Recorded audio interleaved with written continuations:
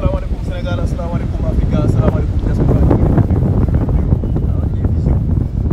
ñoo xam ngeen ne tout le temps ci actualité lay dox saa su nekk rek informé réel événement bu am ci réew mi ak ci fàcce bu baax a baax a baax ngeen di bëgg bu baax xam ngeen ne nag ñu toll ci li nga xam ne mooy septembre duggee ci atu septembre déggal ci weeru septembre xel yëpp dafay sori xel yëpp dafay sori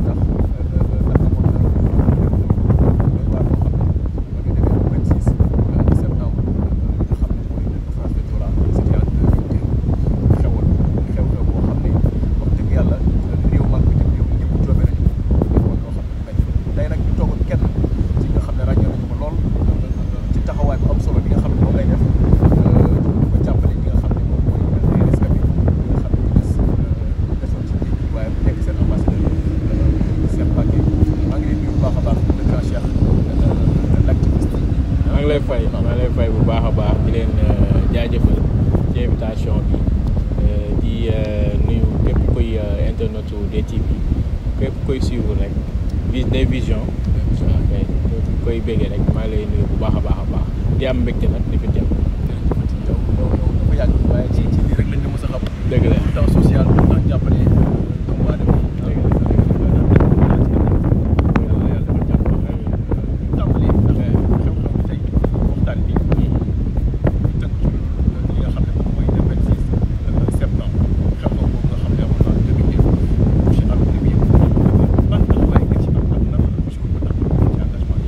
waaw bon boo seetee 2002 environ 23h le 26 septembre au large des côtes gambiennes ci la bateau bi doon servir de communication entre le sud et le nord du Sénégal suuf mu nekkoon naqar ak gis boo xamante ni sénégalais yi def naa duñ ko fàtte fii ak bitim réew parce que 12 nationalités ñoo nekkoon ci bateau bi 12 nationalités ñoo nekkoon ci bateau bi donc ku ci nekk amoon nga ci part ci àdduna mu nekkoon naqar boo xamante ni ñëpp ko séddoo woon boobu tiis nag ba léegi day continuer di metti parce que nit ci ñàkk ak mettit gi duñ ko mës a fàtte famille des victimes ñu ngi ñaxtu ba léegi ñoom it ñu ngi jooy ñi nga xamante ne ñoom lañ ñàkk ba léegi mu am boobu ba léegi 23 ans ñu war ko commémorer le 26 bii di ñëw en fait man je suis l'ambassadeur artistique et culturel de l'association boobu di l'association nationale des familles victimes et rescapées du Joola mu nekk combat boo xamante ni avant may nekk ambassadeur association bi laa ko tàmmali parce que le Joola dafa mës a nekk benn ci samay combat comme ni nga ko xamee yaa ngi naan activiste la yaa ngi naan yàgg naa ci social loolu dëgg la parce que ku ma xam-xam ni lépp loo xamante ni pour le développement du pays daf ma ñor donc lépp loo xamante ni tamit justice la ak côté sensibilisation pour notre pays dafa ma ñor lépp loo xamante ni xam-xam la aussi wala jëm ci ndawu réew mi daf ma ñor ba tax ma ne tijji sama école bopp sax après 10 ans d'enseignement voire 11 ans donc du coup bëgg xale yi xam li xewoon 2002 moo gënoon tax ma dugg ci combat bi mais daanaka ba ma ciy dugg dafa mel ni la Joola daf may woo ci combat bi ndax gént naa ñaari yoon nekk ci naufrage gént naa dugg embarqué ci bateau bi dem ba ci digg géej gi suuf am ñu may ñaan dimbal maa la ko wax mu nekk loo xamante ni avant may dugg ci combat bi laa lay wax donc je te parle entre 2017 2018 yooyu mu nekk loo xamante ni damay toog di ko xalaat gént gi dafa mel ni dafa nekkoon lu réel en fait ma koy nettali am na ñu ma koy nettali man ne man daal damay ba ci sama yaay damay gént dugg benn bateau di mu ne ma gént géej bu baax la mais en fait ba ma duggee di gëstu histoire la Joola ci laay doog a xam ni non gént googu mënul nekk hasard ci li ma nekk combat mission la boo xamante ni buñ ma sas la pour man donc li ko gën a firnde moom mooy ki nga xamante ni mooy Eli Diatta ma koy nuyu de passage c'est un homme qui a combattu pendant longtemps depuis bateau bi suuf le professeur Eli Diatta voilà donc di frère ci Michel Diatta nga xamante ni moom moo yoroon école de football bi suuf ànd ak bateau bi école de football bi des ci bateau bi moom mooy Michel Diatta donc Eli Diatta moom moo yoroon lépp li nga xamante ni moom mooy juridique ci association bi xam nga ñëpp xam nañ ko moom ci justice bi mu bëgg ci wàllum la Joola mu koy xeex boobu ba léegi ba ma découvrir moo ma gën a pousse pour ma dugg ci association bi moo ma def l'ambassadeur de l'association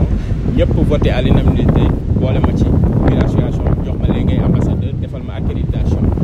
donc lépp aussi lu bëri lu ma mën a xam ci bateau bi mën naa wax ni waxtaan naa ci ak Eli Diatta ma koy remercier de passage. donc combat bi nag ni ko Eli di waxee daneen laan Cheikh Mbengue dama ko yàgg a suivre muy combat te xamagul existence association bi ba tey jii mu def ci son boo xamante ni son histoire du Joola la muy daw fu ne ba ma toog dégg ko RFI donc je pense que son la boo xamante ni même histoire du Sénégal sur RFI bañ ko kiiwee sama son le naufrage du Joola son naufrage du Joola bëri na mais RFI sama boss la ñu choisir def ko ci li nga xamante ni moom mooy documentaire histoire du Sénégal jëlee ko ci Léopold Sédar Senghor ba ci Pastef mi ba ñu yeggee 2002 ñu wax ci la Joola jàllale sama son la Joola pour ñun ñu mën a xam histoire bi nu mu demee donc histoire bi boo gisee maa ngi ko waaw.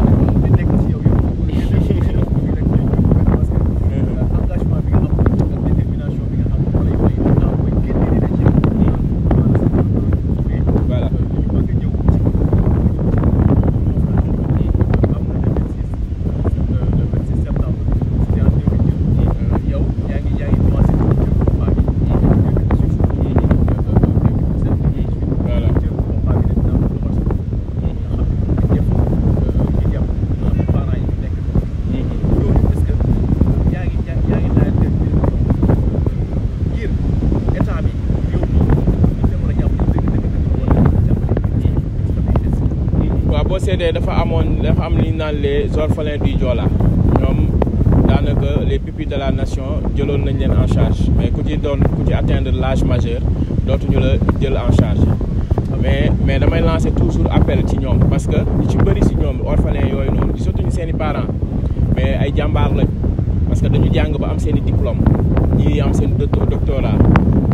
ñu war leen a gestuwaat bu baax moo tax keroog ba may wax ma naan le musée mémorial du Joola macha allah ñu def ko port de Ziguinchor mu doon war a doon bërëbu liggéeyukaay pour xale yooyu tey jii parce que ñoom la drame bi touché tey jii ñoom ñoo la gën a mën a nettali drame bi nu mu demee nan lañ ko vivre donc je pense que bu ñu demee ba créer musée ba jël li nga xamante ni li ñu war a njëkk a def moom mooy jël li nga xamante ni moom lañ fa war a def ñu dugal ko fa moom mooy ay décès yu nekk ci suuf géej gi nekk ci bateau ba léegi mën nañ ko jël parce que yàgg nañu def revendication sur li nga xamante ni moom mooy le renfoulement du bateau mais boobu ba léegi amuñu ci satisfaction donc léegi ñun li ñu gën a soxla mooy nañ ñu jëlal li nga xamante ni mooy objet yi fa nekk yax yi fa nekk ñu génne ko donc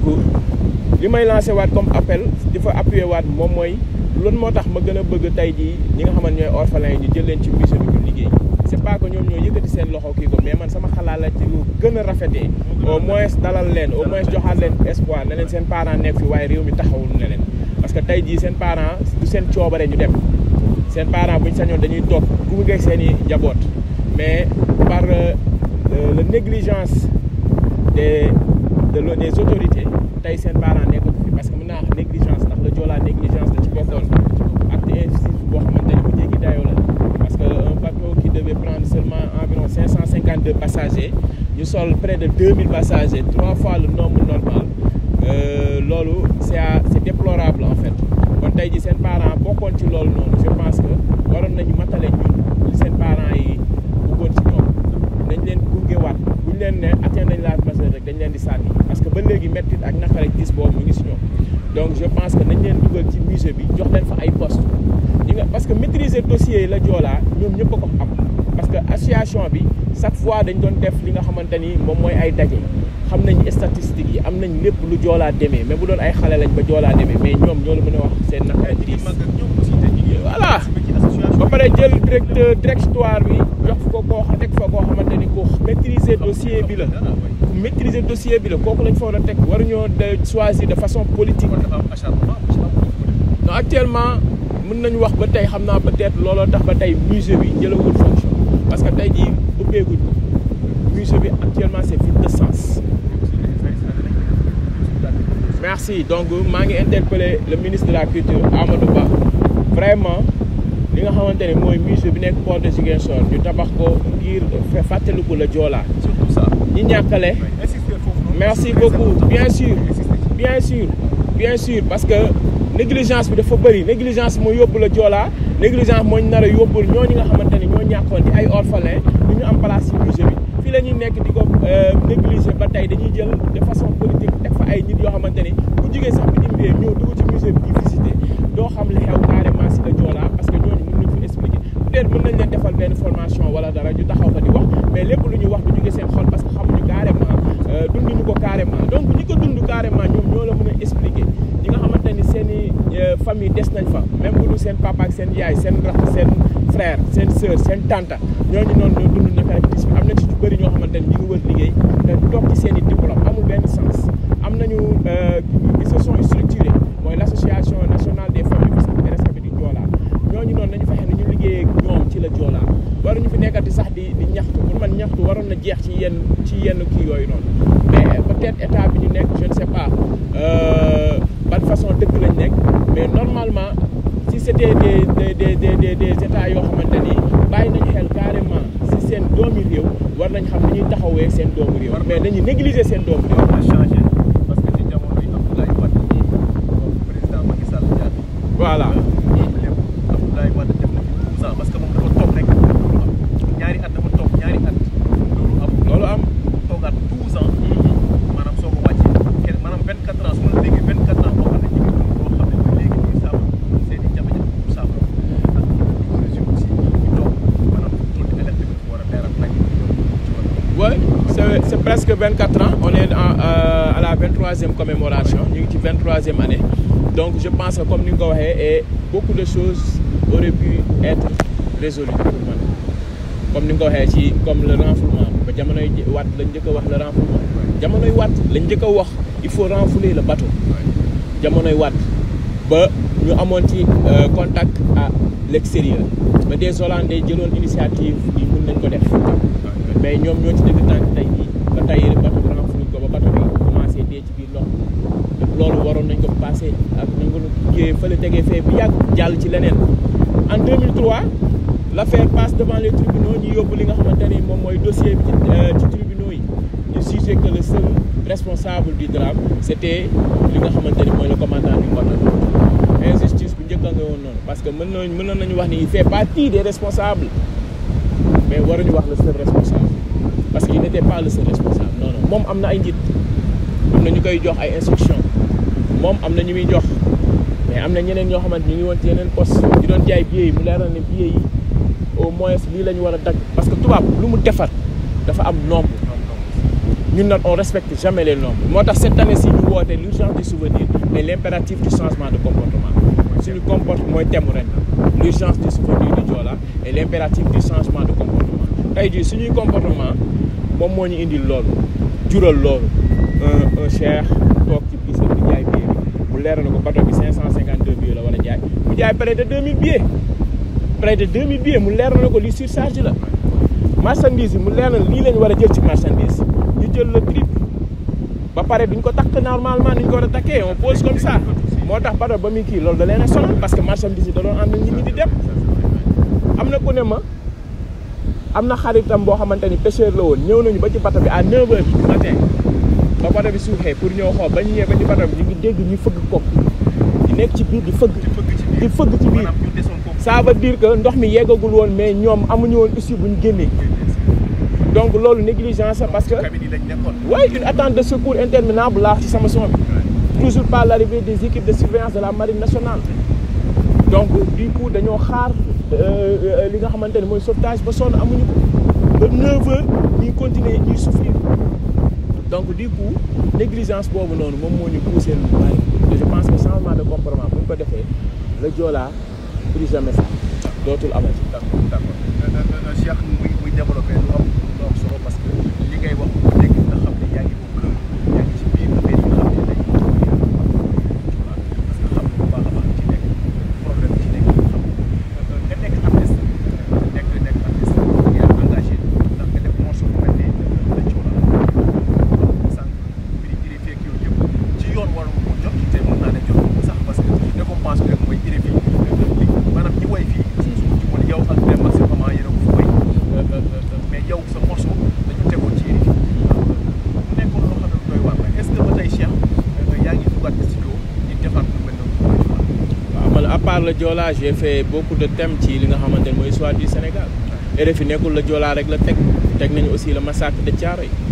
ma bokk les petits-fils des anciens combattants sama grand-parent di ancien combattant ñu créé une association boo xamante ne mu ngi tudd AFTAC voilà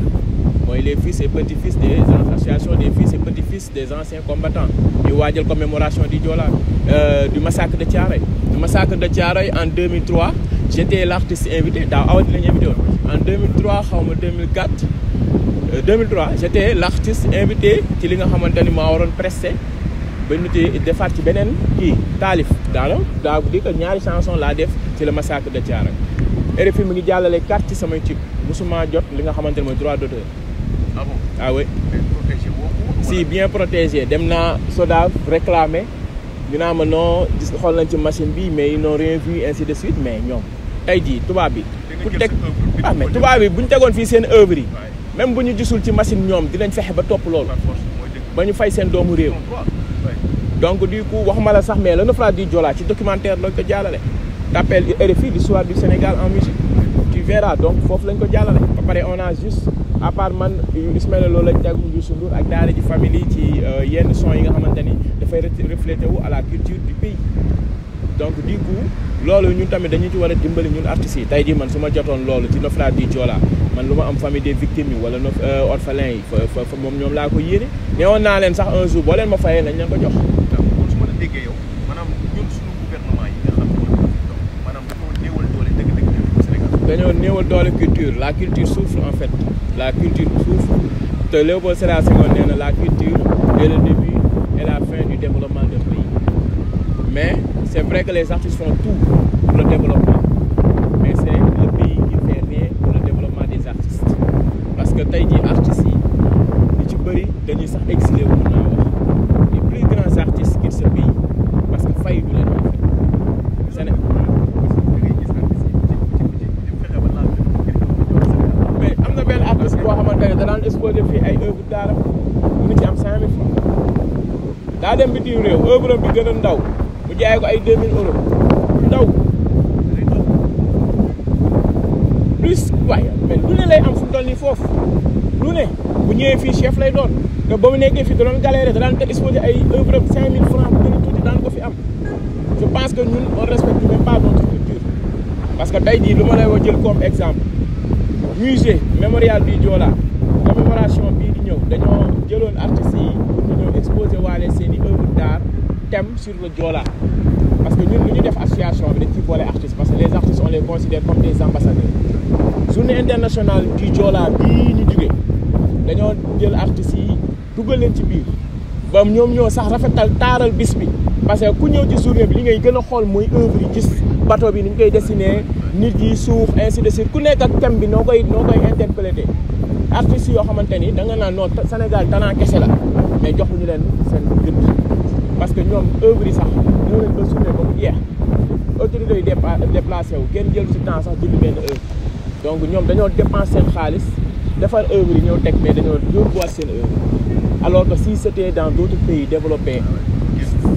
faale seen culture carrément non duñu dem te duñu jël œuvre la Joola yóbbu ko au moins seen i bureau autorités yi seen i bureau dafa war a am ay œuvre du Joola ñu xam ne lii drame bu xewoon Sénégal merci merci léegi nag artistes yooyu noonu la ñu ne dañ leen génne ci chronogramme commémoration bien sûr te man maa chargé woon li nga xamante ni moom mooy groupe artistes yooyu noonu pour exposition ma créé groupe dugal ci artistes bañ commencé defar seen tab ba ñuy defaraat chronogramme bi avec aussi des envois du ministère de la culture ñoom ñu ne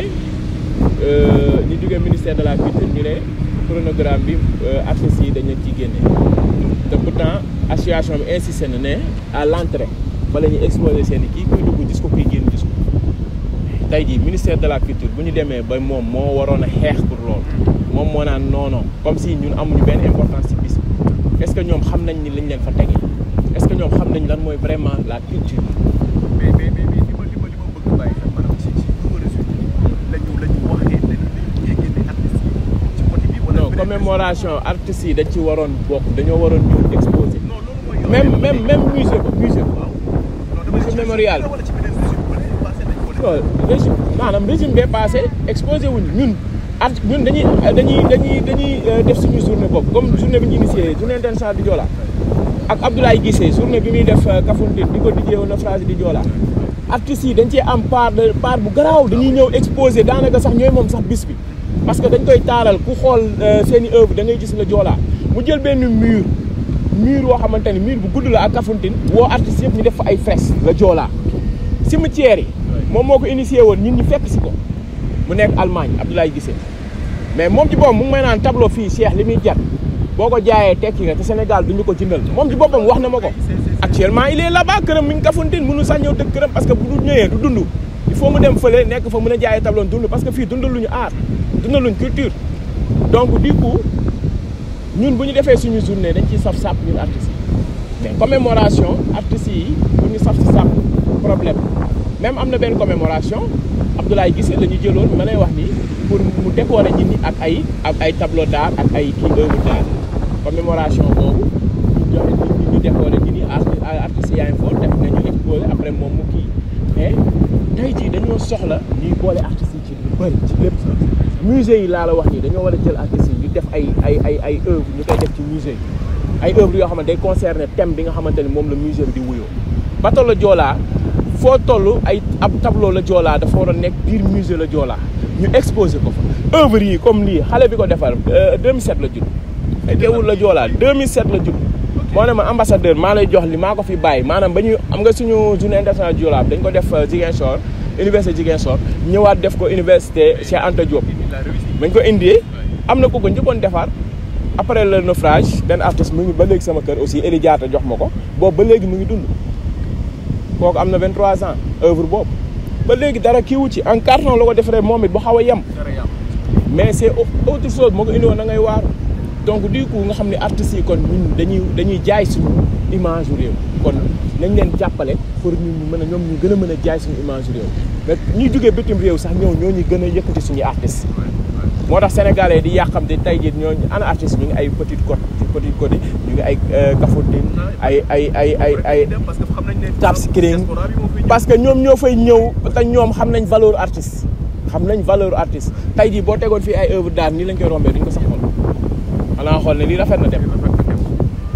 moo tax tey jii voilà naan sax da ngaa yebaate donc ma xam ni tey jii kon même les chanteurs les acteurs artistes musiciens aussi loolu la ñuy dund ñoom it jox ñu leen seen gët du dugg studio programmer son ainsi de suite def li ngay def yëpp bu ko neex utiliser ko bu festival amee duñ leen fay carrément li ñu leen war a fay ñu ñuy souffrir utiliser seeni son utiliser leen ñoom bàyyi leen ñu dem donc ils sont dans le désarroi nañ leen jàppale bu baax a baax jërëjëf xam naa ne man moom sax mu bëgg a bàyyi su ma toogee yow parce que dégage quelque chose boo xam ne lu leer la maanaam si xol lay dugg te mu nekk loo xam ne dëgg la amul lenn loo xam ne lu fi mooy tax na ñu wax ñu dox mu nekk loolu xam naa ne bu dee message bu mujj bi nga xam ne moom lay gars yi daan def incha allah waaw le 26 commémoration bi day am Ziguinchor mais am na benn comité bu nekk fii comité d'initiative ñoom ñoo ngi fii à Dakar ñoom it dinañ def programme boo xamante ni waaw léegi ñoom dinañ def nettoyage des cimetières fii Mbao dinañ def aussi ay ñaan Mbao le 26 bi waaw voilà donc ñoom ñu ngi fi mais voilà merci mooy kii bi nekk Mbao aussi Mbao am na lu fa xew mais génnewuñ ko ci cimetière Mbao bi gardien bi dañ ko rey bon ñu ngi ko rey ci jamono yi passé mënu ma la wax exactement parce que man à ma grande surprise laa ko découvrir damaa dem ba ci cimetière bi ñu doon nettoyer cimetière bi ñu gis benn bàmmeel boo xam ne dafa jiitu bàmmeel yi nga xam ne moom la ñu denc fra te xàmmeewu ma ko woon ma ne leen lii lan la benn waay ji nekk foofu dëkk foofu ne ma bon gardien bi lañ fiy suul ma ne ko lu xew mu ne ma dañ ko fi rayoon ma ne mais loolu lan moo tax kenn yëgu ko xanaa moom amul ay mbokkam sax yëguñu te pourtant mu ngi dëkk Joal je pense voilà donc peut-être nee nañ am na ñu ñëwoon peut-être am na luñ bëggoon def et tout mu jàmbaarloo ak ñoom ñu rey ko mais loolu affaire boobu dañ ko war a éclaircir mu ngi foofu ñu defaral bàmmeel suul ko denc ko foofu voilà denc ko foofu je pense que voilà donc à part commémoration bi foofu ci cimetière bi ñi invité ñëpp aussi koo xamante ni mën nga ñëw Ziguinchor port de Ziguinchor li nga xamante ni mooy mémorial du Joola bi ñu fa def ñu def commémoration ñaanal ñi nga xamante ni mooy les naufragés du Joola le 26 septembre 2002.